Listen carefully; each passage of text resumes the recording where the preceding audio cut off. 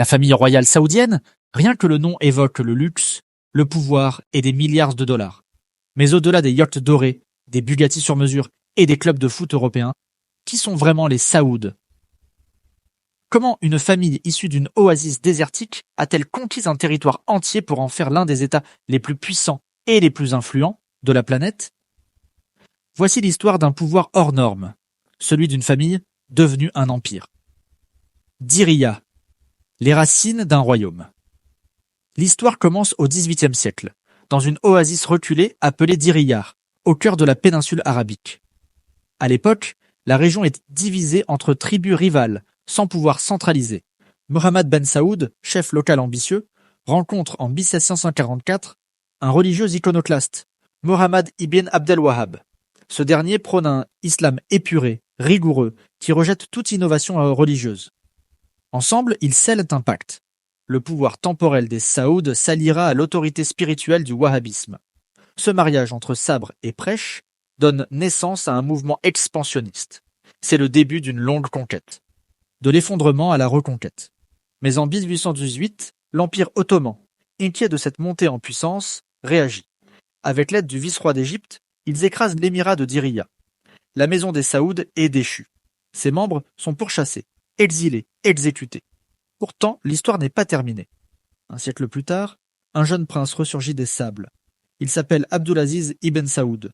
En 1902, à seulement 26 ans, il lance une opération audacieuse. La reconquête de Riyad, la capitale perdue. Cette nuit-là, avec une poignée d'hommes, il attaque un fort ennemi. L'effet de surprise fonctionne. Riyad tombe. Et avec elle, la légende d'Ibn Saoud commence. Pendant 3 décennies, il va unifier, parfois par la guerre, parfois par le mariage, les tribus de la péninsule arabique. En 1932, il proclame la naissance du royaume d'Arabie saoudite. Un État neuf, mais fondé sur une alliance séculaire, celle de la dynastie et de la religion. Pétrole, pouvoir et silence. À ses débuts, le royaume est pauvre, rural, tributaire des pèlerinages aux religieux, mais tout bascule dans les années 1930. En creusant dans le désert, on découvre du pétrole. Beaucoup de pétrole. Les Américains s'en mêlent. Standard Oil, ancêtre de Chevron, crée la Saudi Aramco. En quelques décennies, l'Arabie saoudite devient un géant énergétique. Et la famille royale, grâce à ses parts dans Aramco, devient l'une des plus riches du monde. Pendant près de 80 ans, les Saouds règnent dans une relative discrétion. Peu d'images, peu d'apparitions. Tout se décide derrière les portes du palais. Le pouvoir se transmet de frère en frère. Chaque roi gouverne avec prudence. Mais les crises s'enchaînent. Guerre du Golfe, 11 septembre, printemps arabe. En coulisses, une nouvelle génération attend son tour. L'ère Mohammed Ben Salman. Réforme et répression. En 2015, le roi Salman monte sur le trône. Très vite, son fils Mohammed Ben Salman, à peine trentenaire, devient l'homme fort du pays. Il concentre les postes. Ministre de la Défense, président du Conseil économique, futur roi. Et il frappe fort, lancement de Vision 2030, plan de réforme gigantesque pour moderniser le pays. Le message est clair. L'Arabie saoudite ne veut plus dépendre du pétrole. Elle veut devenir un hub du tourisme, de l'innovation, de l'investissement. Et pour ça, il faut briser certains tabous.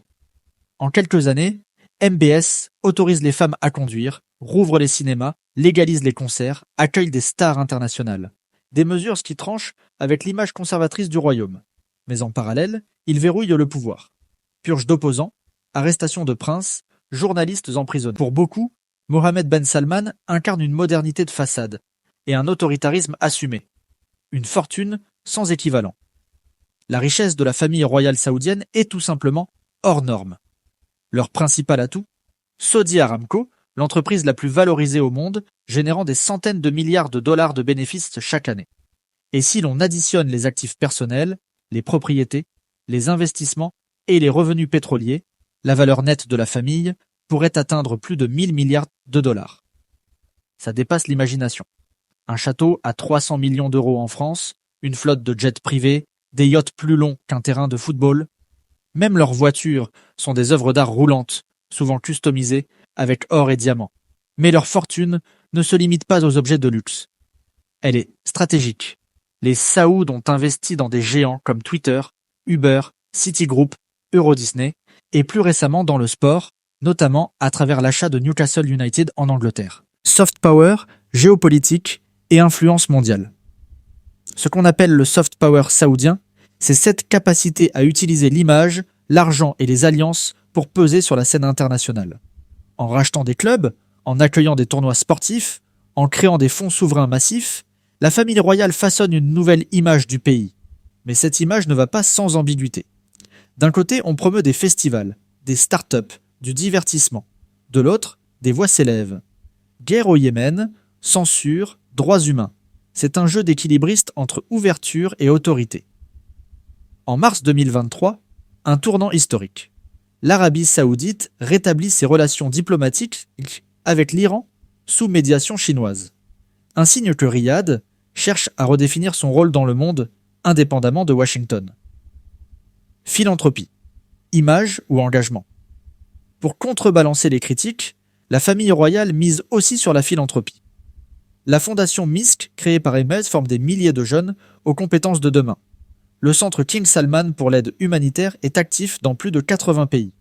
La fondation Al-Walid soutient la recherche médicale, l'éducation, l'art et la culture. Ces actions sont réelles, mais elles interrogent. Sont-elles le fruit d'un engagement sincère ou une manière de lisser l'image d'un pouvoir contesté? À chacun de juger. Une dynastie face à l'histoire. En un peu plus de 2 siècles, la maison des Saouds est passée d'un campement tribal à l'un des centres de pouvoir les plus influents de la planète. Elle contrôle la Mecque, le pétrole, une part essentielle des flux économiques mondiaux. Et désormais, elle redéfinit son rôle, entre tradition et modernité. Vision 2030, investissement massif, diplomatie active. MBS est en train de redessiner la carte du Moyen-Orient. Mais le défi est immense. Comment réformer sans perdre le contrôle? Comment s'ouvrir sans diviser? L'Arabie saoudite est à la croisée des chemins, et la planète entière regarde.